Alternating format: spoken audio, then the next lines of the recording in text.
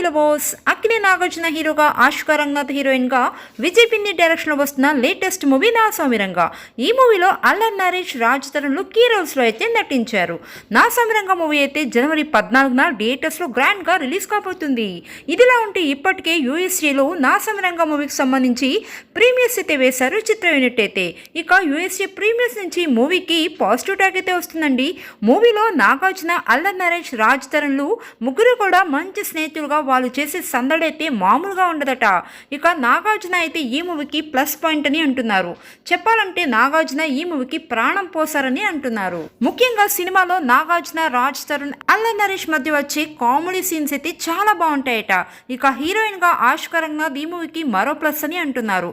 ఇక మూవీలో కొన్ని ఎమోషనల్ సీన్స్ అయితే చూసే ఒక ప్రతి ప్రేక్షకుడికి కన్నీళ్లు పెట్టిస్తాయట.